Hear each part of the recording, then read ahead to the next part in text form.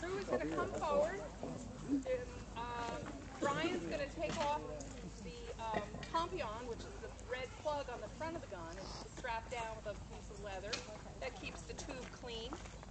Moira is going to take off the vent cover in the back, which is a lead shield, and that just keeps the vent hole where the fuse goes nice and clean and dry.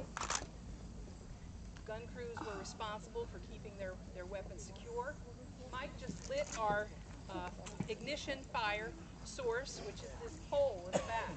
It's lightly smoking now. He's going to work that up into a small, steady, very hot burning ember on the tip of a rope that's actually been soaked in some chemicals. It's called slow match. It's one of the 18th century ignition systems. Okay. They all have gauntlets on. Mike? They're wearing earplugs because they do this all the time. They've got leather gloves on, protects the skin of their hands. Okay. So they're in position now. First, we're going to call for Moira to bring forth the worm. She's got a tool that has a twisted piece of metal on one end. She's going to put it in the tube and pull out any debris from the previous firing. And in this case, that would have been yesterday's shot. So, search the piece! They shouted a lot. Got to hear everybody over the din. Artillerists were not known for their hearing. Most of them applied for medical compensation after the war. They were deaf by the end of the war. Okay, so she's cleaned out the tube. She's satisfied that she's got a good clean tube. Next, we need to dampen out any fire that's in the tube from the previous firing. If you can imagine the heat of war, this tube is being constantly filled with black powder, loaded in prefix cartridges, those powder bags that are attached to our charge there, and those little bits of fabric may still be lying in the tube and burning. You don't want to put more black powder in that tube because it will blow, and you're still trying to get it in there. You're going to be in grave danger. So Brian has a sponge on one end of his tool, and he's going to dip that into some water in a bucket there in front of the gun and swab down the interior of the tube. Advance the sponge! Now notice he's waiting for the gentleman in the back to receive my next command. Tend the vent! Mike has used his leather thumb stall to cover the vent hole, the only other area where air can get into the tube.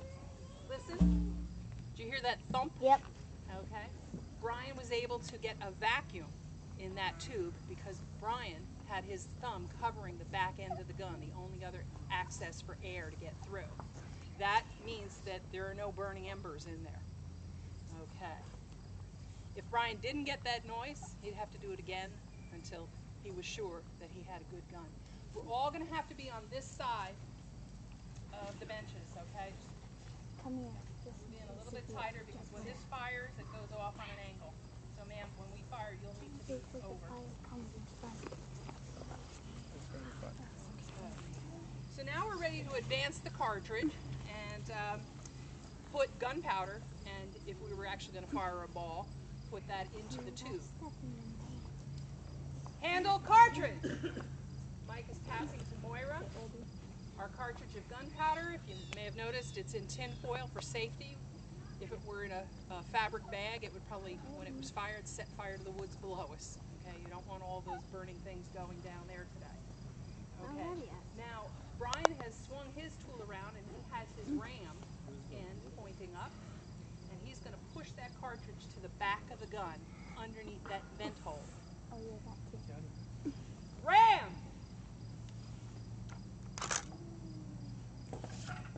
Notice how he walked past the front of the tube and just threw that rammer in. He wasn't there pushing it in because if it exploded, he'd lose an arm. Prime! Mike is taking a copper or brass pick, which does not spark against other metals, and he's poked a hole with it down the vent hole into the cartridge, which in this case was the tin foil. He's now inserting a fuse that's It's a thin, well, in this case, we're using a bar straw with a little bit of gunpowder inside, but in the day they would have used a goose quill. He's telling us by shouting to me that he has a prime, his gun is hot. He's ready to go. The next two commands are your cover your ears commands. Okay, Joe. it's make ready and give fire. Joseph. Fellas, Yes, open your mouth. open your mouth a little bit, but don't close your eyes. Watch what happens, and then listen for the echo. You usually get an echo back at us. Okay. Make ready. Give fire.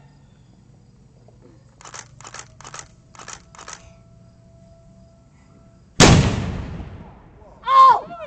Whoa! It didn't hurt. That's We've been getting some good echoes back. Yeah. That was one cannon. Look at the amount of smoke that it produced. Can you imagine being on a battlefield with hundreds of firings taking place within an hour? You would have hundreds of firings. You would have muskets, hundreds, sometimes thousands of muskets being fired. Within a couple of minutes, you couldn't see anything. There was so much smoke on the field. That's why soldiers wore very bright outer coats. Okay, the French wore